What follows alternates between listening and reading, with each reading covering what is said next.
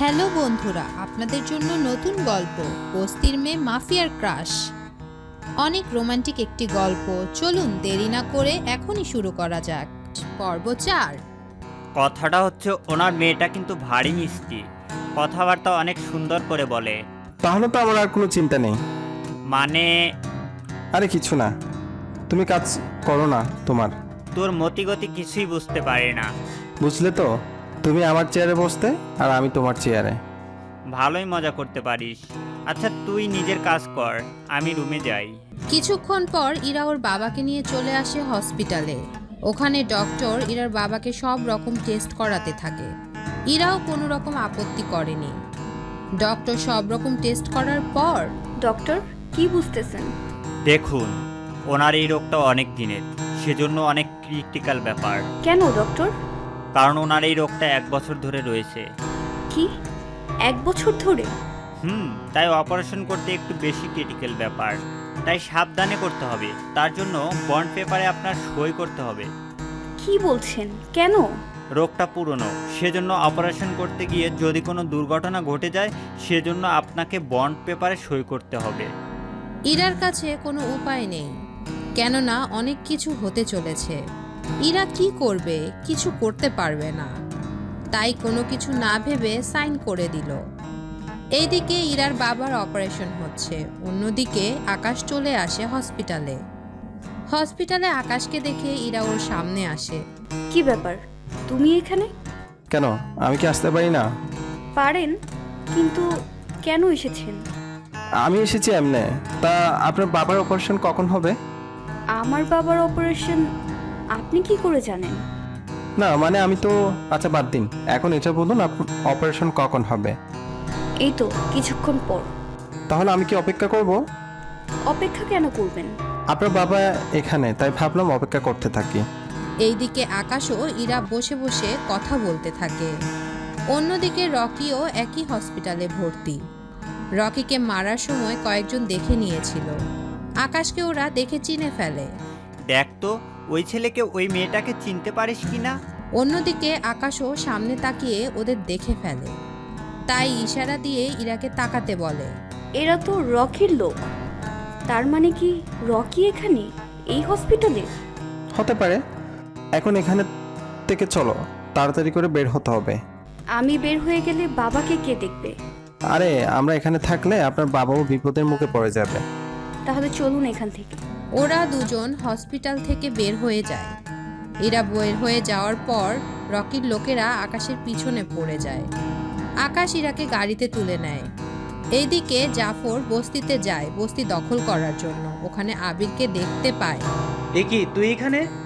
কেন, আসলে কি সমস্যা আছে? তাছাড়া তোমরা এখানে জোর করে বস্তি দখল করে নিবে, তা কি হতে দেওয়া যায়? দেখ, তার জন্য তোদের আমি টাকা দিয়েছি, তাই এখনই এই জায়গা ছেড়ে দে। কখনোই না। তাছাড়া বস বলে দিয়েছে এখান থেকে যেন আমি না সরি। তাহলে তোকে আজকে এখানে মরতে হবে। এইদিকে আকাশ ইরাকে নিয়ে বস্তির পথ ধরে আসছিল। তখন আবিরকে দেখতে পায়, তাই গাড়ি থামিয়ে ওখানে যায়। কি হয়েছে এখানে? তুই কে রে? আমাদের দুজনের মাঝে নাক কেন গলাচ্ছিস? আমি তো গলাবো, তাই চুপচাপ এখান থেকে চলে যা। তাছাড়া এখানে আমি চাই না কারো কোনো ক্ষতি হোক।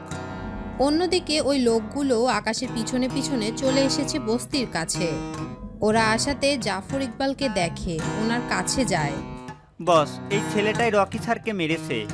কি এত বড় সাহস? ও আমার ছেলের গায়ে হাত দিয়েছে। ওকে তো আমি কখনোই ছাড়বো না। এই তোরা আগে এই ছেলেকে মার, তারপর আমি অন্যদিকে দেখবো। জাফরের লোক মারার জন্য আসে।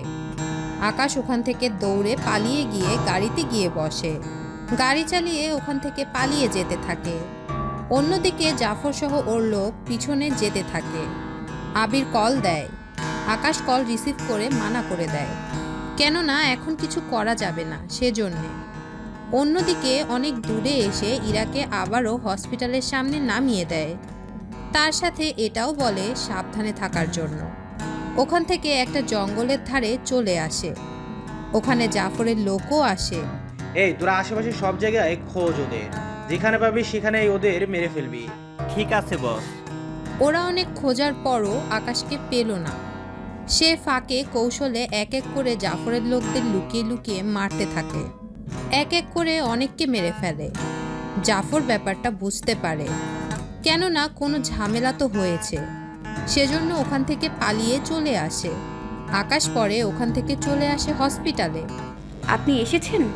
হ্যাঁ, তা আপনার বাবার অপারেশন কি হয়েছে? ডক্টর একবার তো বের হয়েছে, বলল আরও 1 ঘন্টা লাগবে। তার উপর ওনার রক্তের প্রয়োজন, সেজন্য ওনারা রক্তেরও ব্যবস্থা করেছে। তাহলে তো ভালো। তা যে কথাটা বলার ছিল, আমাকে এখন যেতে হবে। সাবধানে যাবেন। যদি কোনো প্রয়োজন হয় আমাকে অবশ্যই জানাবেন। কিন্তু যোগাযোগ করব কি করে? ও হ্যাঁ, তাই তো, এই নিন নাম্বার। নাম্বার দিয়ে চলে আসে। অন্যদিকে ওখান থেকে চলে আসে আস্তানায়। ওখানে কিছু কাজ আছে, সেগুলো করতে হবে। ওই কাজগুলো করতে থাকে। অন্যদিকে জাফর ইকবাল ওনার ছেলের কাছে এসে বসে। তুই কিছু ভাবিস না রকি, তোকে যে এই হাল করেছে ওকে আমি কখনোই ছাড়বো না। তোরা এই হাল যারা করেছে, বস আজকে তো হাতের কাছে পেয়ে ওকে কিছু করতে পারলেন না। কথাটা বলার প্রয়োজন ছিল কি? তার মানে বাবা, তুমি ওই ছেলেকে কিছু করতে পারলে না? বাবা তুই কিছু চিন্তা করিস না, আজকে ও বেঁচে গেল তো কি হয়েছে, এবার থেকে ওকে বাঁচিয়ে রাখবো না। তাই একটা কথা, তুই ওকে সুস্থ হও, তারপর আমি ওর খবর দেখাচ্ছি। ওই ছেলেকে তো আমি দেখে নিব। 3 দিন পর ইরা ওর বাবাকে নিয়ে বাড়িতে চলে আসে। কেননা বাড়িতে আসার পর ইরা ওর বাবাকে খাটে শুইয়ে দেয়। ওর মা সেবা করতে থাকে। অন্যদিকে সব টাকা প্রায় শেষ, কেননা ইরার এই কয়েকদিনে সব টাকা শেষ হয়ে গেল। অন্যদিকে কিছুক্ষণ পর আকাশ আসে ওখানে। আকাশকে দেখে ইরার বাবা ঠিকই চিনতে পারে, কিন্তু আকাশ ইশারা করাতে উনি কোনো কথা বলেনি। এ কি, আপনি এখানে? কেন, আমি কি আসতে পারি না? তা তো পারেন, কিন্তু ঠিকানা পেলেন কোথায়? তা নিয়ে আপনাকে ভাবতে হবে না। এখন আপনার বাবা কেমন আছে? আমাকে না জিজ্ঞেস করে বাবাকে জিজ্ঞেস করেন। আঙ্কেল কেমন আছেন? আমি এখন ভালো আছি স্যার। বাবা, তুমি ওনাকে কেন স্যার বলছিস? থাক না, তা আপনারা এখন কেমন আছেন তা তো বললেন না। এখন আছি ভালো। ইরা ওনাকে নাস্তা দে তাড়াতাড়ি করে। ঠিক আছে, দিচ্ছি। ইরা নাস্তা বানাতে চলে যায়। অন্যদিকে ইরার বাবা ও আকাশ কথা বলতে থাকে। ওনারা 10 মিনিট ধরে আলোচনা করতে থাকে। তার সাথে আকাশ ওনাকে ইরার ব্যাপারেও বলে। উনি এই খুশির সংবাদ শুনে তো বিশ্বাসই করতে পারছেন না। সত্যি আপনি ওকে চাকরিটা দিবেন? অবশ্যই দিব। তাছাড়া আপনি আমাদের জন্য তো অনেক করেছেন। কি আর করলাম, আপনারা এমন সময় আমার জন্য তো অনেক করেছেন। কোথায় যেখানে আমার লক্ষ টাকা খরচ হওয়ার কথা, সেখানে ফ্রি চিকিৎসা দিলেন আমার। আপনার প্রতি আমাদের একটা দায়িত্ব ছিল। তাছাড়া এখানে 10,000 টাকা আছে, বাকি সংসার খরচ করবেন। সাথে আপনার মেয়েকে বলবেন চাকরিটা যেন করে। যদি না করতে চাই তাহলেও বলবেন, তাহলে আমি অন্য লোক দেখব। আপনি কোনো চিন্তা করবেন না, আমি আমার মেয়েকে রাজি করাবো। দরকার হলে ওর মায়ের সাথে কথা বলবো। আচ্ছা, আমার আরও একটা কথা বলার ছিল। কি কথা? আমি পর্বটি কেমন লেগেছে কমেন্ট করে জানাতে ভুলবেন না। দেখা হচ্ছে নতুন পার্টে, ততক্ষণের জন্য বিদায়।